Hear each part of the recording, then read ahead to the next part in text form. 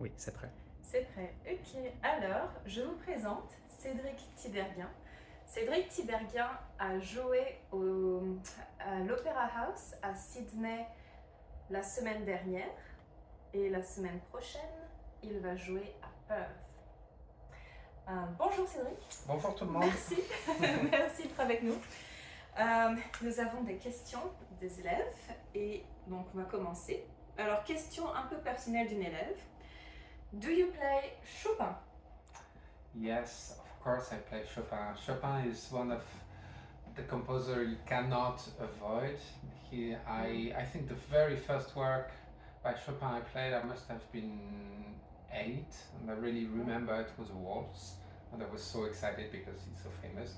And Chopin is kind of companion you have all your life. So there are moments I really want to play some Chopin.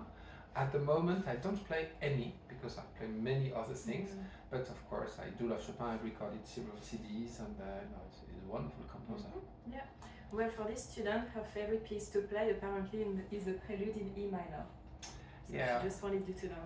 Yeah, but it's a very beautiful piece. Yes. And she was also asking if you can play Flight of the Bumblebee. Actually, I never played this piece. I Ah. know it, but I then really never played it. Obviously, it was not written first for the piano, so there's a transcription, which is very difficult to play. Ah. And I enjoy listening to it, but no, I'm not sure I would play that. Okay, fair enough. Next, do you, now of course for the students, it's still like a school context for them and in relation to their own experience. So do you experience pre-performance anxiety? And if so, what are your coping strategies with those little nerves before going on stage? You know, actually, before going on stage, I do breathing exercises like pranayama yoga, where you really have to, organize your breathing. That helps a lot. Sometimes I do a bit of meditation, but all this is not to avoid stress because I like stress very much. So Okay. no, actually, the proper anxiety comes when I have to prepare the concerts, when I have many things to work on, and sometimes I might be late, or suddenly I'm in a rush, or suddenly there's a new project coming and all my plan to prepare the programs collapses, and that's the moments I really stress. Usually just before performing I'm just excited. Yeah, so it's quite a piece, like you know the work you put in, so you like Well, if you prepare. Definitely, yes. Yeah, definitely. So, when you go to a country to perform, like in Australia, do you just go to perform or do you also travel to visit the country? No, I'm How often do you? no, I usually when I travel it's really like my job, it's like business travel.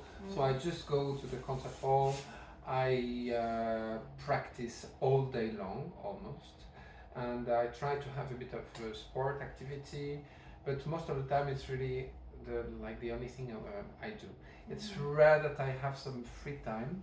Well, I have a family in Europe, in France, and it's true that when I am home in France, I don't practice that much. I do, of course, but I spend a lot of time with my wife, with my son, just doing things. So it means when I'm traveling, this is the moment I work the most.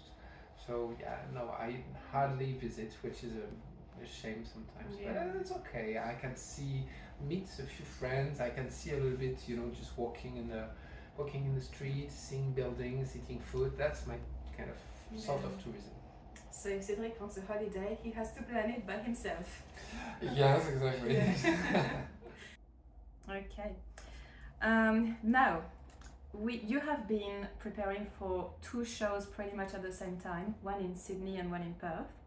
So how do you rehearse multiple shows at once, or like how? You kind of answered that before. Like how often do you practice, which is really every day? But that's a like, good how does question. that- That's yeah. a big part of my thinking, is to decide when I practice what. So I always have a list on my computer with all the repertoire I have to play until, let's say, for the 12 next months, because for some of my concerts it's up to 27 at the moment, so it's really too far away. But so I really need to know what's happening in the 12 next months when the concerts are happening. So very naturally, I know that this day I should work specifically on this piece, but sometimes randomly I would work for a concert that is happening much later. For example, today I worked on a project that is happening next February, so in 2024. That's really early. And I felt suddenly that I needed to spend 1 hour, just 1 hour, not more, on this. And those moments are very important because they are not under pressure. I still have plenty of time, and that's the moment where I work the best way. Wow. So you start with like hands warm up, practice, and then. Yes, exactly. But it's very strange. The process is never very predictable. But still, this list is very important because it keeps my ideas clear. Yeah. And I know that at least a month before a performance, it has to be ready anyway. So I can just leave it, because that's the thing too. When you learn something, that's the case for everything. Learning is something, but then giving some time. Just to stop thinking, even stop playing something. Very often the problems that you had get solved by themselves just because you didn't practice, because your brain kept processing, but you don't need to practice. And that's right. an important thing, and that's the same thing for language or things. You learn, and you think, oh, it's not going to work. And 3 days later, suddenly things just get together. Yeah. Well, there you go. That's quite inspiring. Huh? Now, you've obviously been a pianist for a really long time, but have you ever lost motivation to do that practice? Or maybe feeling burnt out or tired, and how do you manage the times when it's a bit more? Okay, that's several questions. So, bored with this? Never. Since I met the music when I was very little, there has always been an obsession, a passion, absolute passion. That's my way of expressing myself. So it's really, for me, I cannot imagine me not playing. But I could imagine me not being a pianist. I need to play the piano, but it's not necessary, for showing off. For a job. It's really my way to express what I feel inside. And actually, the joy I feel when I play the piano, I really need to share it with people. That's really something. That's the reason why I give concerts, because what I feel is so extraordinary. I can't keep it just for myself. But then with the burnout, yes. There are moments where definitely it can go up to the limit, and that's part of my life too, just to know when I should stop, when suddenly I should say no to projects. When you're asked, do you want to go and play in New York? Of course, the reflex, the instinct is yes. But there are many yes, exactly, many things to think of, and it happens more and more that I say no, because I know I will not have the time to prepare it. So this is something you have to be very careful with, but that's the case in many disciplines. Well, speaking of performances, is there a specific person or thing that you think of when you play the piano to that's relaxing you, or do you attach a certain vision to a certain piece? Wow, I hope you have a lot of time for this answer. No. Well, that's a question that comes often. Is what are you thinking of when you play? And that's I cannot really give a precise answer because I don't really know. Obviously, there's a lot of preparation. I have to think of, sometimes, little, I don't know, for the memory, for example. So you think of the structure of the piece. You think of the harmony of the piece. You think of the melody of the piece. So this is one thing. Then you have to react to the instruments you have. The instrument is always different. So suddenly the instrument is not giving what you expected. So you have to instantly adapt. So that's part of your brain too. And then you have the way the audience reacts to what you do. Not even clapping, but just when you play and the way they listen, you feel it as an artist. So sometimes it's gorgeous audience and you know that what you give, they give you back, or sometimes even more, and sometimes that's the opposite, and that's complicated. So there's many parameters that just make your brain boil, basically. So it comes with experience, I suppose. I don't see the way you describe it. Yes, I don't see anything specific. I can't say, oh, I see a forest, or I think of my grandpa, or whatever. It's more complex than this. It's basically more linked to the emotions I felt the first time I listened to the specific piece. So, for example, if I play a Chopin ballade, for example, I remember what I felt the first time I heard it, and this is really something I try to get back to when I perform. Because for most of people in the audience, not everyone, but maybe for some people, it's the first time they hear it. Yeah, that's right. And this is something I really cherish very much, this encounter with the work. The raw emotion. Yeah. Have you ever been, did you ever get emotional in any way when you performed, like maybe crying or... That's a good question too, because you're not supposed to, it's like an actor. An actor is supposed to play the character, but not exactly, feel. It should make you believe he feels like when he cries it's because it's sad. No, he cries because he's an actor. That's the same thing with the piano. I'm not supposed to, lose the control, but it happens. It happens, not very often, but it happens, and it's hard to control. For example, last week I played with Sydney Symphony Orchestra, and the piece starts with a fantastic crescendo. And when I was on stage, and there were like 2,000 people there, and the orchestra played fantastically. The conductor is a very good friend. I really had incredible goosebumps. I mean, I wasn't crying, but my whole body was shaking, not of fear, but just of like intense emotion. That's a little bit out of control, but usually the concentration gets you focused.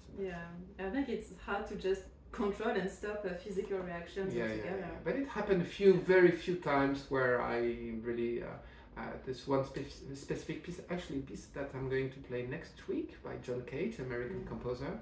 The first time I played it, I really I had to leave stage very quickly because I was about to cry, and I cried backstage before going back to. It was too much. It was too much. Wow. Okay. Yeah. So really, like it's like what you said. You just put so much of yourself into it. Yeah. That's right. Yes.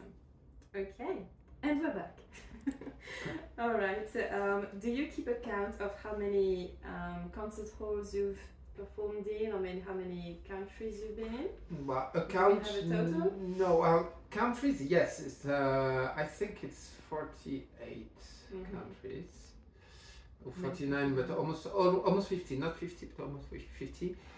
Concert halls, no, I stopped, but I do keep a record of just a list of places, just to remember that I've been there, I've played that repertoire, just to remember, sometimes even just to have a record. When did I play for the last time this piece by Chopin? So I just check and say, oh, that's back in 2007.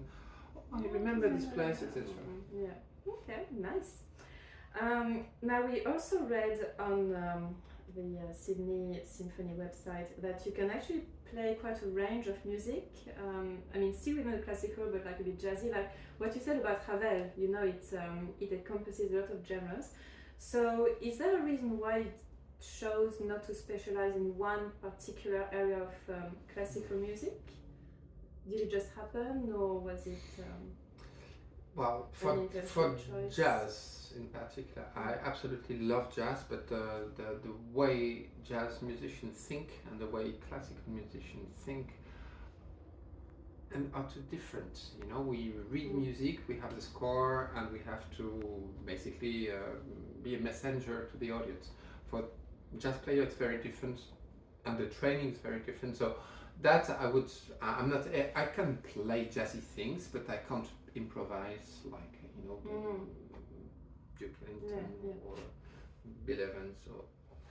So but then I'm a very curious person. I really love to discover new things all the time. This is like a priority for me. So there's no way that I would say I play only Chopin all my life. Some of my colleagues do that, and they do it fantastically, but I think I would get bored after sometimes. I need to discover new things. Yeah. You know, And you I don't listen. mind if it's more work? No. I listen to a lot of music, and regularly I have like absolute love for a piece I never heard before, and this feeling I want to keep having it until I'm 60, 70, 80, because yeah, it's a wonderful feeling. You listen to something and just, oh my god, this is so beautiful. Yeah. Just want to play it. Let's go do it. So Cedric told me a little bit about his show in Perth next week, so I can just talk about that. But one of the students wanted to know like what it was like to play with the left hand only, wasn't it? Yes. So if you could tell us a little well, about that's a challenge the very first time you learn the piece. But actually, the way it's written doesn't really make a difference. You know, there's not a single moment where you want to play a note with the right hand. So it requires some training for sure. And what is more disturbing is the fact that you have the whole keyboard for your left hand. So basically, for the body balance, suddenly you shouldn't sit in the middle of the keyboard, but you should shift to the right, because sometimes when you have to play the very high notes, it would be too uncomfortable. So it can be disturbing for your physical balance, but you know, it's much fun. Yeah, and did your left hand get a lot stronger physically? Not especially. I mean, if I do work a lot on it, yes, but no, not especially, because I use both my hands very equally when I play all the repertoires. Yeah. Okay. Well, that sounds good. Very good. Okay. What else? Have you had a chance to learn any other instruments? Or would you like? No, I would love to. Yeah. Especially to play, an instrument which is very different from the piano. I'd love to learn a string instrument, whether cello or violin, but even a wind instrument, you know, it's just a different process. All the lips muscles that I'm not aware of, just the breathing process that I'm not aware of, and that would be very interesting. Yeah. But do you think you? Yeah, maybe late. I don't know. I don't have time. Not right. Do you speak another language? Well, French, English, German, kind of okay. Spanish, less than okay, but enough just to survive 3 weeks in Spain. In Spain or South America. But I know, but mainly French, English, and German. Okay, all right. Even German, good. So how do you feel about traveling so often? That's the difficult part of my life. You know, it's usually it makes people, you know, dream and say, "Oh, that's wonderful! You go there and there and there." And actually, the fact to be away from home for so long and just to be disconnected from my daily life. You know, I live in a hotel. Wow, hotel is nice, it's comfortable, but you know, at some point, it's very impersonal. You don't meet so many people. Actually, you meet people you don't know. So actually, you can feel really very lonely. And you need to eat at a restaurant every day, which is not very healthy, and with the jet lag traveling is not as a dream as you could imagine, but still it's wonderful. But that's I would say that's the heavy part of my life, is just to be away from home. Well, absolutely. What next? We read somewhere, I think Sam on the Sydney Symphony, when we were doing our research, Cedric, that you got in the Conservatoire of Paris at quite a young age. What was that like? Were you one of the youngest in the class? Yes, or at the time. Like the auditioning experience? Or? At the time, I wasn't aware of all that, so I was told to prepare the audition. I just prepared it and I played for it. And when they told me I entered Paris Conservatoire, okay, fine. I mean, we didn't even party or whatever. So, I mean, it was just I was more concerned with the quality of my work, and that was definitely the main thing. I would say that if I could change something, I would change probably that, because when I was young, and it really kept me away from, you know, friends and people of my age, and just learning how to meet people, to speak with people, to socialize with people. That's very important between 14 and 18. And at that time, I just spent the whole day practicing, which is good, and it gave me a lot. But that I would change if I had the possibility to change it. Mm-hmm. Yeah, fair enough. That's a good reflection, actually. Very interesting. Next, what do we have? Just scrolling back up. Do you have a strategy to achieve all your goals? Like, do you have any new goals in your careers? Like, anything new you want to achieve? Yeah, well, there's always more to do, for sure. I mean, as I said, meeting new works and falling in love with new works. Strategies, no, because for the 20 past years, I really understood that things never go the way you think they will. So all the fantastic things that happened in my life, musical life, they never happened when I expected them, and it never happened in a way that, out of the blue suddenly, or because I met someone like 15 years before, and suddenly it makes me play in New York or San Francisco or whatever. And so you think it's because you work hard and that you will, in 5 years I will play in Berlin. No, it doesn't happen like this. So no strategy, just the trust and the confidence is going to go somewhere, and I keep working, and I keep just being very open-minded, develop my curiosity. Yeah. So I guess like we often talk about being resilient when you've got difficult times, but what you're saying is also embrace all the opportunities you are given. Yes, and accept that things can go slow. Because we live in a time where everything goes fast, and you are expected to give the best results like in 1 year. When I learn some pieces, it takes months, sometimes years, just to get something out of it, and you just have to be confident that it's going to happen. If it's not tomorrow, not the day after tomorrow, not the next week, not the next month, that's fine, but it's true that psychologically it can be difficult. Is anything becoming more difficult now in your... Yes. Now I'm turning 50 in 3 years, and my expectations as an artist are much higher than before. So basically, when I'm less happy with what I do than before. So I need to work more. It's maybe it sounds weird, but I really have the feeling that I have to work more to get exactly what I want. My expectations are much higher. Wow. Okay. Yeah, it's hard to even imagine for us what that means, honestly. Would you mind sharing with us, you don't have to if you don't want to, but would you mind sharing with us if you've ever maybe frozen during a performance, like a mind blank, or maybe what has been maybe something like a difficult time to of course. I mean, all performers are human, and we can't always play at the top, so we do mistakes, and mistakes are part of our lives, so we work a lot just to avoid them. But no, I had memory gaps, definitely, and not many, but I had some.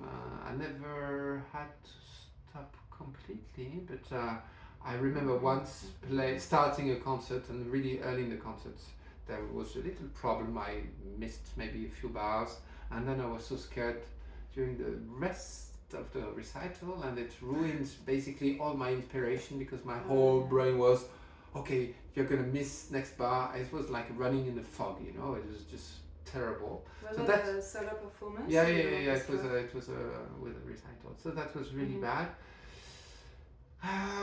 No bad experiences, not really. But that's sometimes there's something you cannot control. It's just the inspiration, and you can get really mad and angry at yourself because you start playing. You think you're well. And you feel that you play like completely flat and uninspired. Sometimes even the audience doesn't notice that people come to you and say, "Oh, that was beautiful," and you're even angrier because you're just unhappy with what you did.